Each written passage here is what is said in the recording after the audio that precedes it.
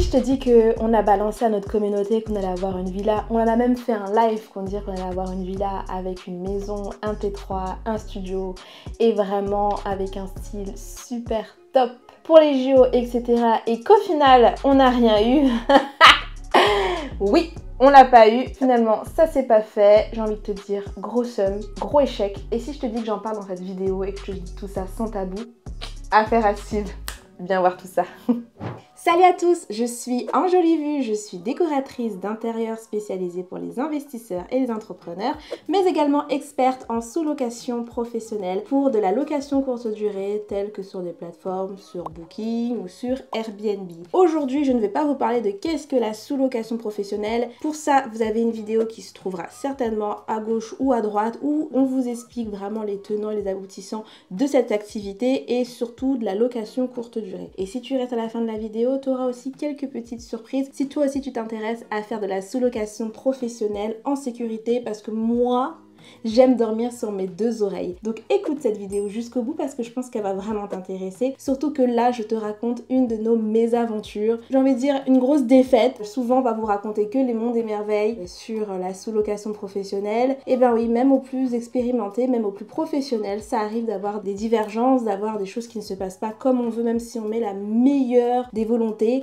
Reste et tu vas savoir tout ça. Pour vous expliquer un petit peu ce qui s'est passé, c'était dans les alentours de fin février, peut-être début mars. On a, comme d'habitude, fait notre pige sur les plateformes bien connues pour démarcher un propriétaire pour pouvoir avoir tout simplement une visite, obtenir une visite et aller à cette visite et voir si le bien peut convenir à nos exigences. Faut savoir qu'avec TJF et moi, on est de plus en plus exigeants sur la qualité des biens. Quand on se déplace, c'est vraiment qu'il faut que ça matche tout de suite parce que sinon, on n'a plus vraiment envie de perdre notre temps sur des redites, etc.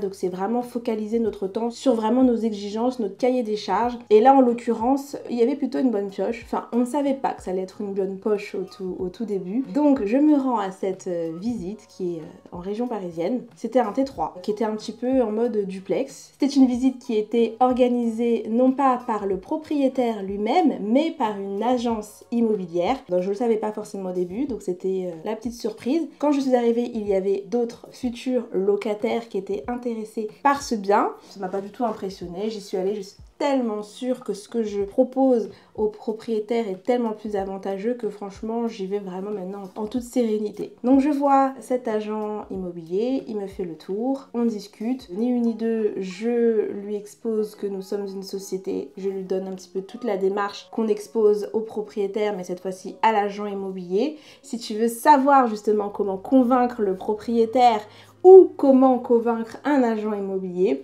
n'hésite surtout pas à laisser un commentaire et je te donnerai toutes les informations. On referme la parenthèse. Donc du coup, je parle avec cet agent immobilier, d'une élocution plus que correcte, n'est-ce pas? Je le rassure, mais tout de suite, je n'ai pas de temps à perdre. Donc ce qui se passe, c'est que je lui dis tout de suite ce qu'il en est, ce que nous on recherche et que surtout qu'on n'est qu'une société, on n'est pas des locataires lambda. Et tout de suite, il me dit qu'il y a d'autres biens dans ce bien qui est alloué. Parce qu'il faut savoir, peut-être que j'ai pas dit au tout départ, mais en fait, le T3 que j'étais en train de visiter était dans, on peut appeler ça une grande villa. Donc dans cette villa, il y avait une maison. Et derrière la maison, enfin même collé à la maison, il y avait aussi un autre logement, donc c'était une division. Et dans cette division, il y avait, à ma connaissance au tout départ, un logement. Puis en parlant avec l'agent immobilier, il m'a fait part qu'il y avait aussi la maison qui était la façade. Parce que dès qu'on rentre dans le bien, c'est la première maison qu'on voit dans cette maison, était aussi allouée. Et en discutant, il me disait qu'il y avait encore un autre bien qui était loué, qui était derrière cette fois-ci côté jardin. Donc là c'était plutôt un studio qui était alloué. Donc moi j'appelle Nini de mon cher TJ. Je lui dis que ce n'est pas un bien que j'ai visité, mais 3 biens, à savoir un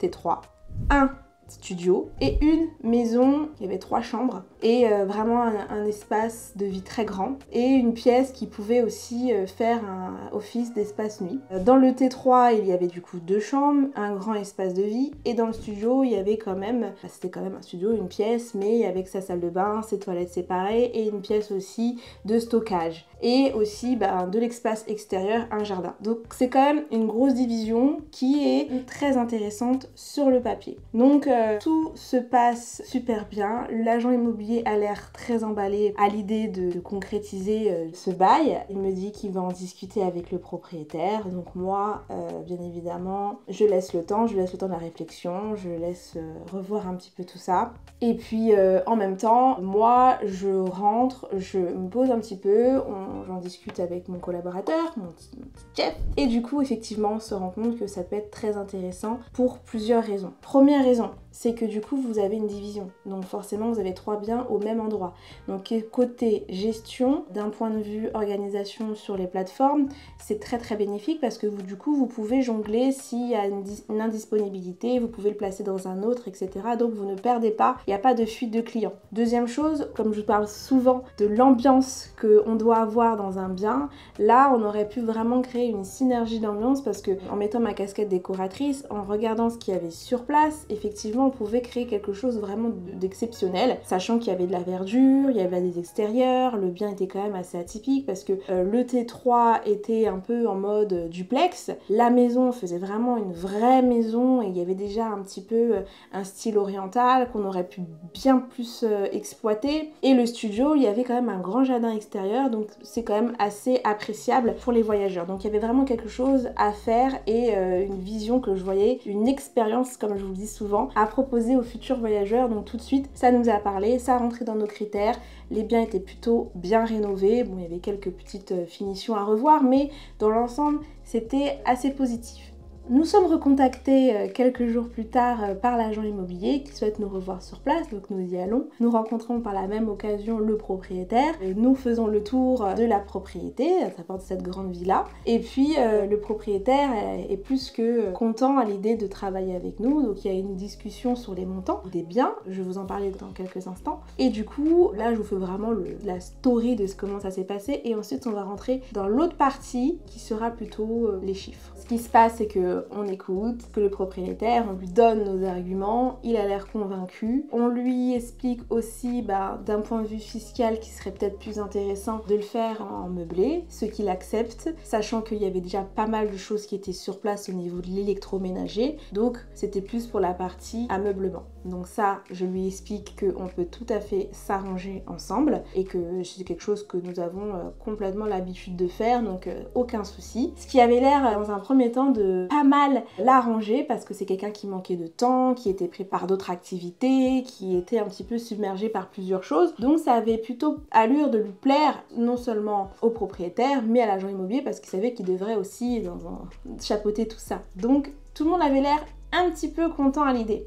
Donc ce qui se passe, c'est que je retourne, je formalise tout ça en envoyant les baux. J'envoie également des shopping lists. On s'était entendu sur un montant plus ou moins sur l'ameublement pour que ce qui était à sa charge, soit on l'avançait, soit il achetait. Là en l'occurrence, il avait dit que comme il avait déjà commencé à avancer des choses, il allait se référer à notre shopping list et du coup acheter les éléments. Donc tout bénef pour nous, on est content, tout le monde est content, tout le monde est ravi. Ça se passe super bien. Moi je refais un tour des lieux pour voir un petit peu quelles sont les commodités qui sont à gauche, à droite, les accès, tout ce qu'on peut proposer aussi pour les clients pour commencer à faire la fiche.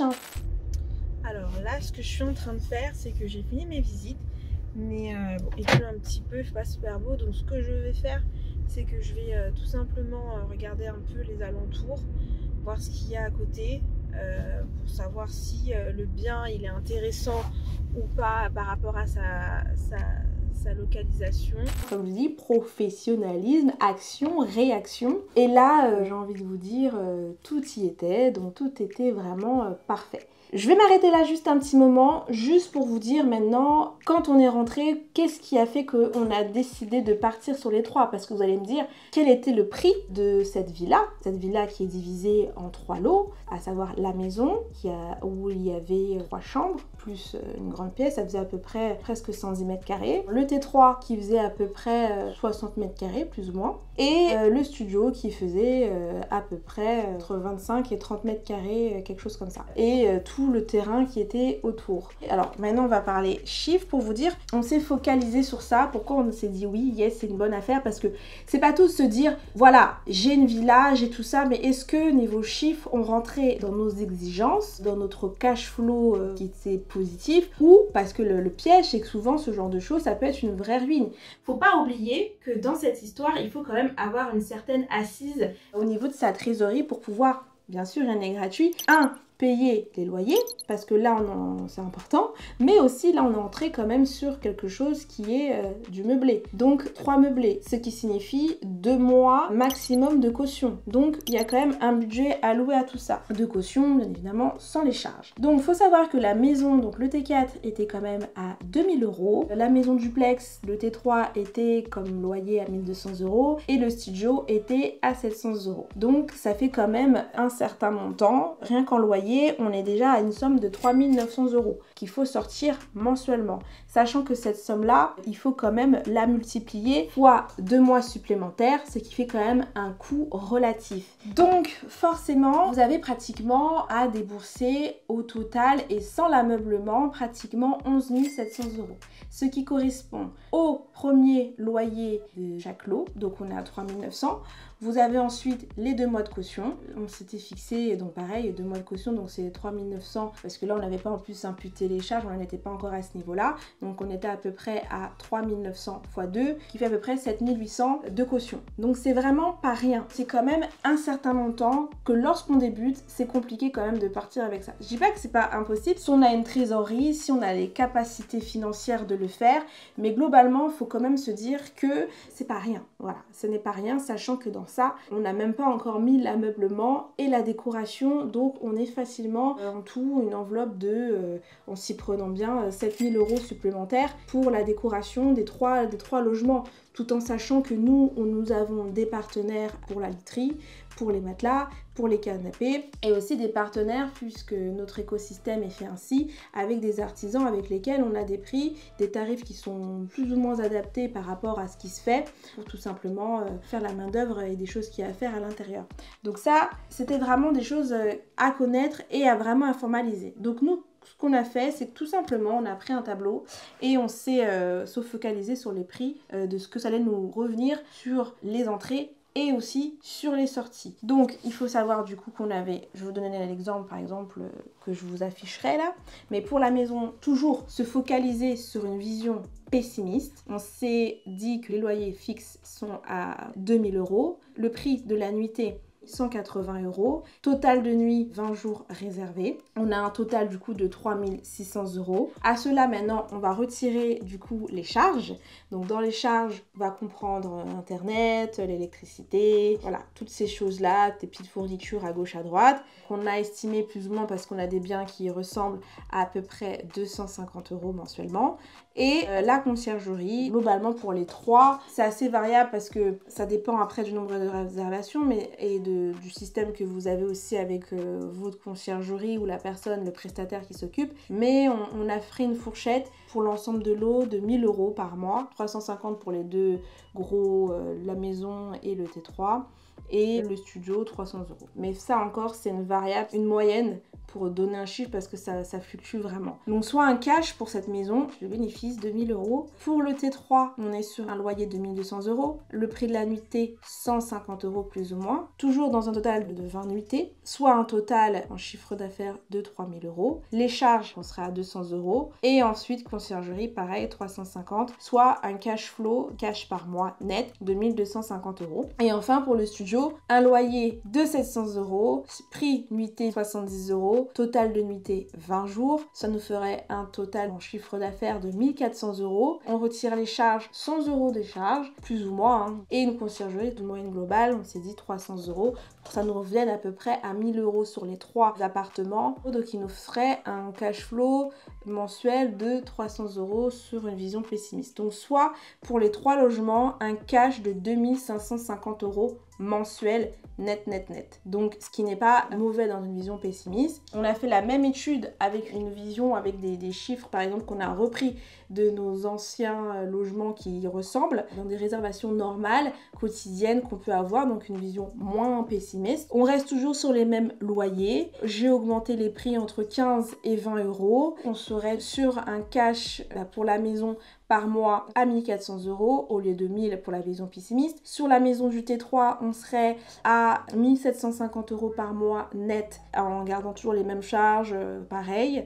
Et pour la studio, on serait, pour des prix à la nuitée de 90 €, on serait sur un cash net de 700 €, soit à peu près la même mise qu'on a sur le loyer, donc on récupérait le loyer, sachant que c'est des prix qui peuvent à chaque fois évoluer parce qu'on fait jamais les nuits à 70 €, on fait des fois des nuits à 90, des nuits à 120, des nuits à 80, enfin ça fluctue, on joue avec le calendrier et là on serait sur un bénéfice de 3 850 € par mois. Voilà, donc je trouve que quand même c'est très intéressant, sachant que ça dépend de la réservation.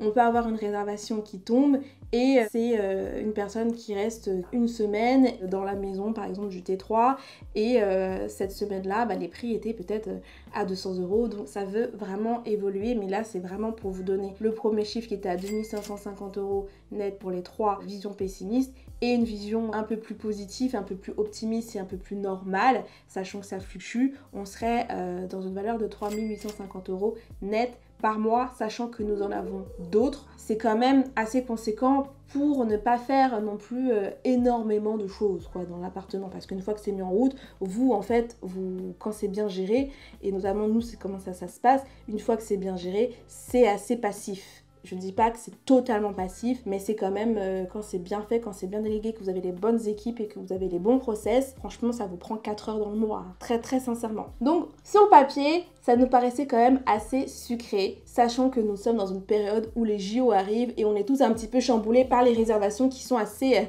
sucrées. Donc ça nous paraissait vraiment très très intéressant, donc let's go. On sait qu'on va quand même mettre une certaine mise pour l'ameublement et l'agencement, mais au final mensuellement au bout de quelques temps on se refait très facilement, donc c'était pour nous tout bénef.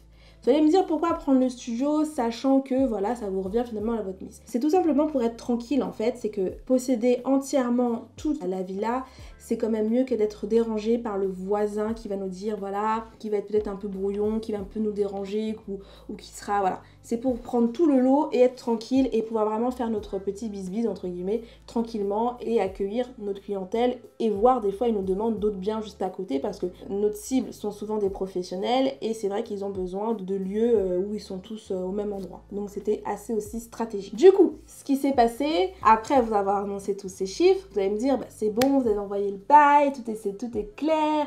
On a refait une visite parce que l'agent immobilier était parti en vacances, donc on revoit le propriétaire. Le propriétaire nous dit bon, excusez-nous, ça a pris un peu de temps parce qu'il faut savoir que le bien était encore un peu en travaux, hein, c'était pas tout à fait fini. Donc le mois passe, moi je lui dis pas de soucis, il y avait les vacances scolaires, donc il n'était pas forcément disponible pour nous recevoir et faire les choses. Sauf que quand je vous ai dit, le bien on l'avait visité fin février, début mars. Mars passe, avril passe, mai passe.